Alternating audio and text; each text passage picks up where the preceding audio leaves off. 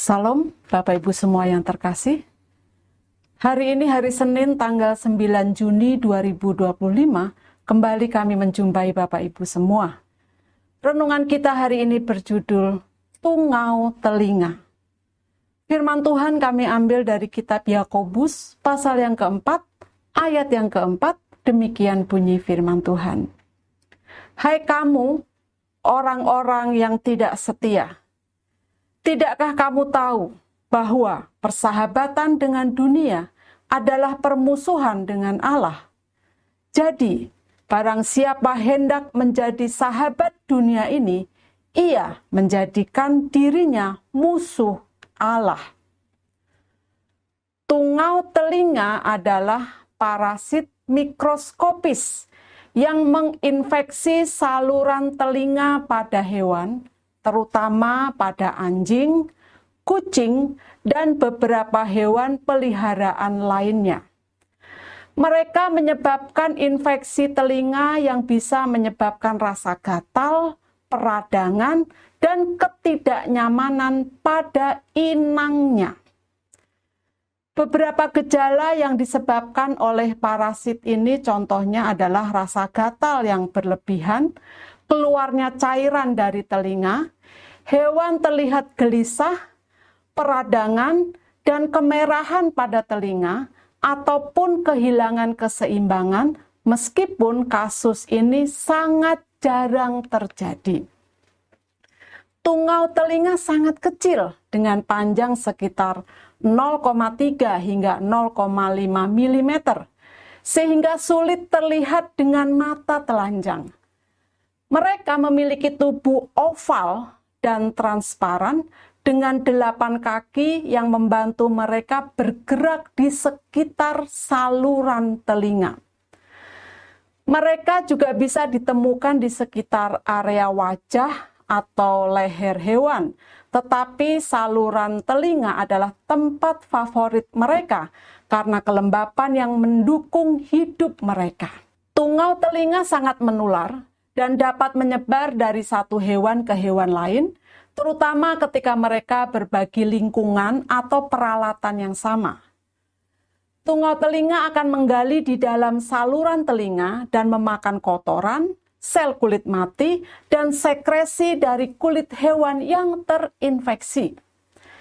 Ketika tungau tersebut menggerogoti jaringan telinga, ia menyebabkan reaksi peradangan dan iritasi yang sangat mengganggu.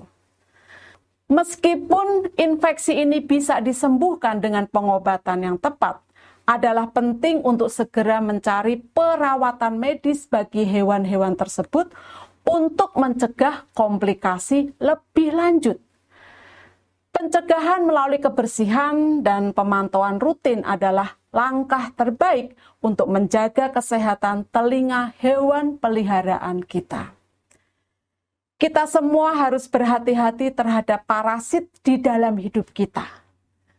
Parasit tersebut dapat berupa gila kerja, ketamakan akan harta, nafsu seksual, atau gaya hidup yang sembrono dan bebas tanpa batasan. Jika kita tidak berhati-hati, berbagai macam parasit dapat berkembang biak di dalam hidup kita dan dapat melukai berbagai aspek kehidupan kita yang lain. Parasit-parasit ini akan merusak hubungan suami istri dan juga dengan anak-anak kita, atau yang lebih buruk membuat kita melupakan kebutuhan rohani kita sehingga kita semakin jauh dari Tuhan. Parasit-parasit ini dapat membuat kita hidup dalam kegelapan sehingga kita tidak menyadari bahwa ada hal yang jauh lebih penting, yaitu Tuhan dan keluarga kita.